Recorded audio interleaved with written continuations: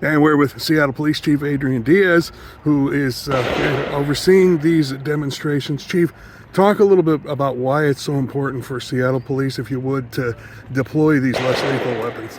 Yeah, it just gives us an option, and it's an option that is actually a safer outcome for the person that we're dealing with, and also it helps us make better decisions and how we're actually trying to de-escalate situations. But once we get into use of force, that we're actually not having to hurt somebody, and these are all options that are trying to offer that special tool.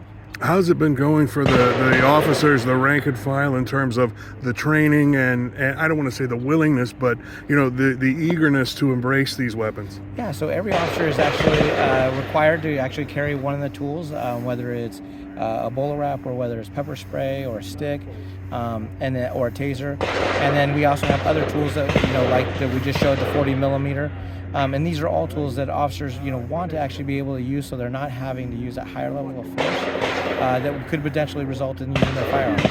And this is just, we've almost gone one full year without having to shoot a person and an officer involved shooting. And so that right there are some of the wins that the officers are doing. They're really doing a good job of de-escalating and finding these other tools to be able to use, so they're not having to actually use that deadly force. Do you find, I don't want to say that it's getting easier, but that they might be having an easier time de-escalating situations because, it's become more common practice?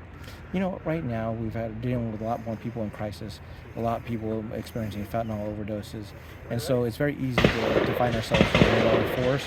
We're actually doing a really good job of de-escalating. We've actually used less force this year than we've used in previous years. All right, we're on a good trend. Thanks, Chief. Thank you. Seattle Police Department. I work in an advanced training unit. I've been there for about a year. So your Sorry, officer. Yeah, could you introduce yourself again, first, full, and last name? Sure thing. My name is Officer Alan Lena with the Seattle Police Department. I work in the advanced training unit for the Seattle Police Department. I'm in charge of the bowler wrap, which is a new tool that officers are going to have, a less lethal option that just went live yesterday, May 15th. It's a tool that's designed to temporarily restrain a subject who might be combative. They wouldn't be armed. It's for kind of like a way to get someone who might be aggressive. We need to get a physical compliance of. We can deploy the bowler wrap, either wrap their legs or wrap their arms so that officers can move in and go hands-on with a subject, and then place them in handcuffs. The tool looks like a stud finder. It shoots 8-foot Kevlar cord with 2 hooks. It's designed to wrap around the person's legs or arms, affix to the person's clothing or the cord itself, so then officers can move in, cut the cord off, and then put the suspect in handcuffs. Here's what the cord looks like. So you can see the prongs on it. They're designed to wrap. And it makes kind of a loud bang too. It uses like a micro gas generator, similar to what you'd see in an airbag. So when we deploy it, it's probably going to put some ear protection in because it will sound something like a gunshot going off. Sounds like it's not something you do on the run. No, so this is something we have a team set up of police officers. We've tried verbal de-escalation. We've attempted to get the subject to comply. We have officers that are ready to go hands-on, subject to handcuffs, and officers are going to deploy the bowler wrap as well. You want to be the effective range is going to be 15 to 20 feet. Any closer, the wrap won't fully expand. Too far away, you won't have enough velocity to wrap around the subject. So LAPD officer says they're roughly about 17% effective. Based on the testing so far, how would you gauge them? Well, we haven't. Again, we just gone live yesterday, so we have no deployments with the police department yet.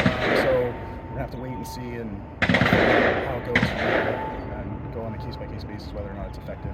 It's such a low-level use of force that trying to deploy with it, if it's ineffective, is not going to be better than going hands-on without it. Can I ask why that is? I mean, I'm assuming you already said so it's. If officers have to go hands-on.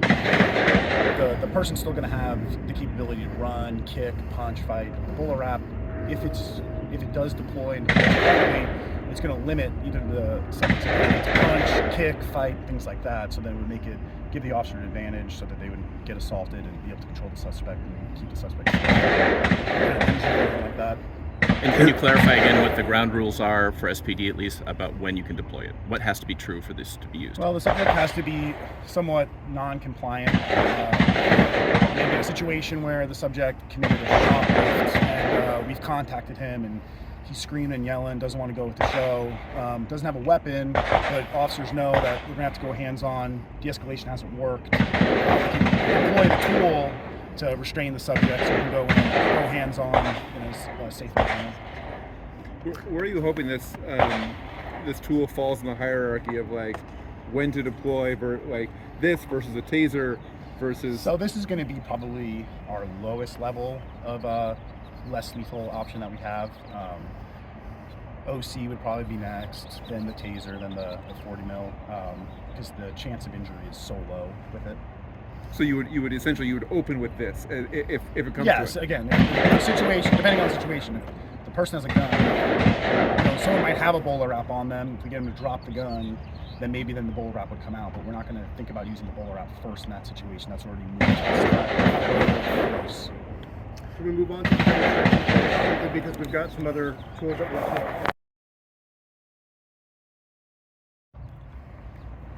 So if you can see the green light blinking around his legs, that's going to be the target zone. So I would have already given, orders to comply, go to the ground. He's refusing. I would give a notification that he's going to get wrapped if he doesn't comply. If he still doesn't comply, I would then give a verbal warning to my fellow officers. I'm going to deploy the wrap so they know and not caught by surprise by the loud bang. I would say, wrap, wrap, wrap. And it's wrapped around his legs. You guys can come close and look and see how the cord wraps the clothing.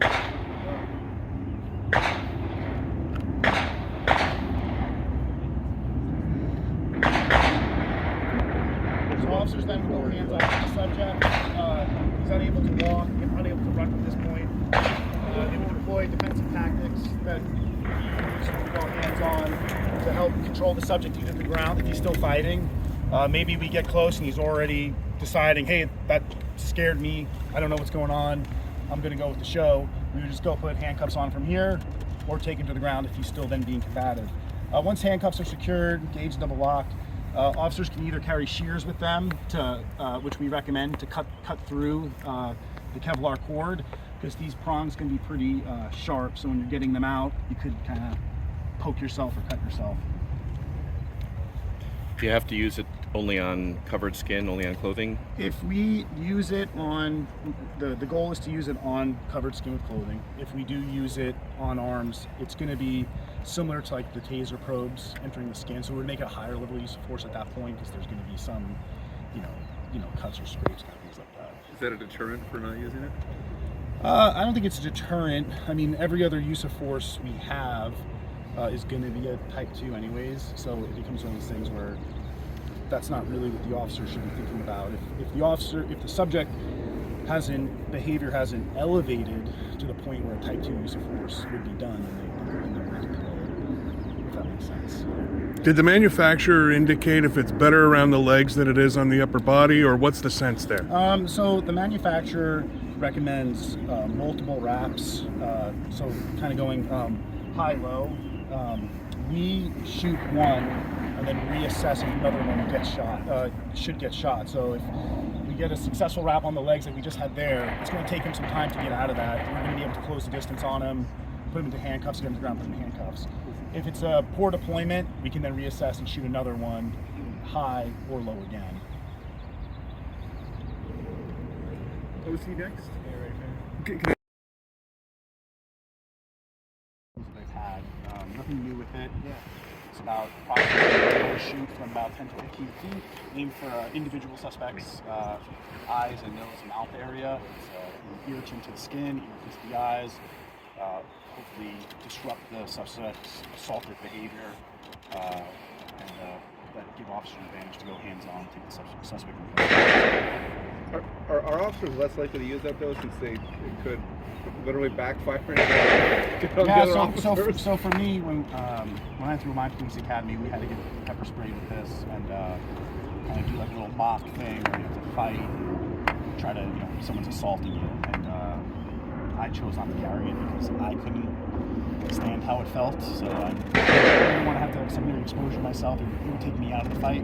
But everyone's different. Some guys, girls get sprayed with it, and it's like nothing. But for me, it was pretty devastating and kind of knocked me out for the entire day. I was kind of, but so it just individual officer what they prefer. So I could just show a quick spray what it looks like. Wait, the officers are always going to shake it again. Yeah. It's a nerd. It's a nerd, everyone. It's a nerd. Yeah, you're good. There's nothing there. Officers would shake it first. They would give a warning, to comply, or they will be pepper sprayed. And they're going to aim for individuals based on their individual assaultive actions.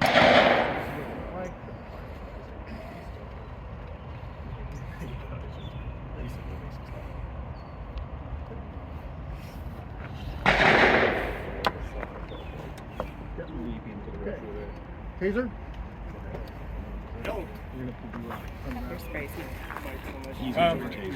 What do we do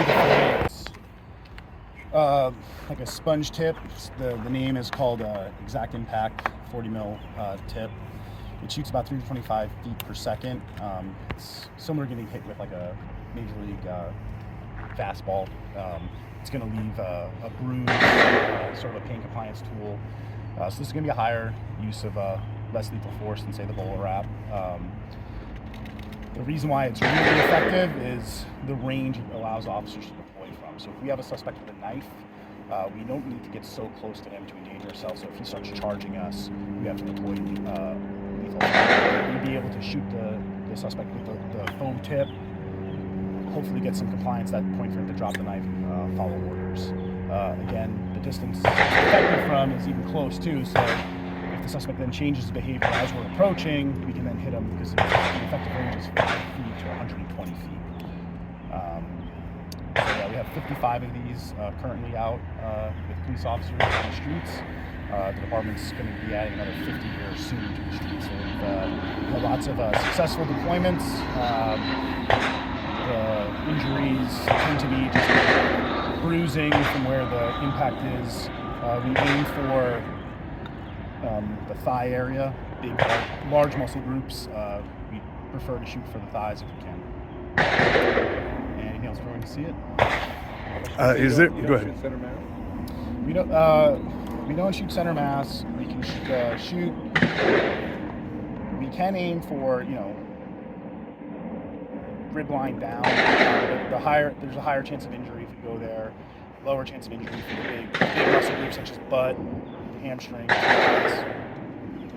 So does it have to be used when someone is coming toward you, or No, so because of the distance, it can be used many other ways. We've had one where they were talking to a suspect on his front porch. It was sort of a suspect was indicating he had a weapon in his gun in his waistband. So he kept telling officers, I have something for you. So the officers then deployed with the 40. He went to the ground and complied with officers. We'll go to the demonstration portion, and then we'll click forward. We're hot. So it's ready to go. Target area that I want to line up. I'm going to be aiming for the suspect in this situation right behind. And it's the same thing. We're going to always let them know if they don't comply, they will be hit with 40 mils, let's say, or let them know, give them time to make a decision to comply. If not, the order of 40, they'll say 40, 40, 40. Just let officers know if 40 millimeters being deployed. It sounds just like a gunshot, so not to spook anyone around the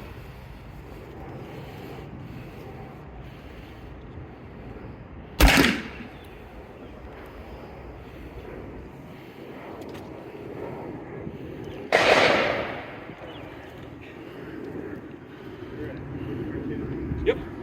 Different time. I think he's doing one more. Hold on. Good.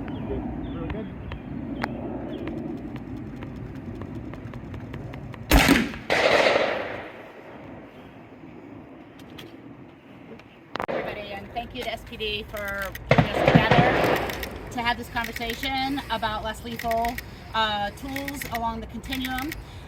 About 2 years ago, in April of 2021, I joined the department together with members of our Community Police Commission, our Office of the Inspector General, and the Office of Police Accountability to demonstrate how the BolaWrap works. And I'm really glad to be here 2 years later to announce this pilot. As many of you know, in 2012, the city entered into a consent decree with the Department of Justice, and I quote, to reduce the use of force against individuals in behavioral or mental health crisis. The BolaWrap is uniquely a helpful tool in that instance. Over and over and over again, it has been identified that we don't have good tools for armed individuals in a behavioral health crisis. Back when we first entered into the consent decree, about 70% of all use of force encounters, again, encounters that involved force, 70% of those use of force encounters include people in a behavioral crisis. The police department has reduced that number, that percentage of use of force, down to just a little over 20%. And so of the 10,000 contacts that police officers now have each year with a person in behavioral health crisis, only a fraction of them involve any physical contact at all. But nevertheless, as mentioned, the Office of Police Accountability, the Office of the Inspector General, and our Community Police Commission have all raised concerns that the deaths of people including Carolina Lyles, Derek Hayden, and Terry Caver, all individuals in a behavioral health crisis who died at the hands of police, that we still have to find new ways to address challenges with people who are in a behavioral health crisis and are also armed. Application of less lethal weapons is only allowed at all when it's reasonable, necessary, and proportional to protect either an officer or a member of the public. And as the chief mentioned, the department has de-escalation policies that emphasize that when safe and feasible, officers should make every effort to buy time in tense situations by creating space and time to separate themselves from the person in a behavioral health crisis.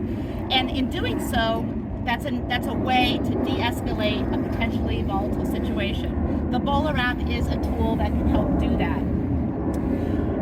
As mentioned, we did a demonstration with community members back in 2021. The CPC, the Community Police Commission, has recommended protecting the sanctity of human life as the primary guideline for how and when force is applied. And I think this tool today, with the use of the BolaWrap, we can better realize that important priority and really a value for our city and for our department. Thank you.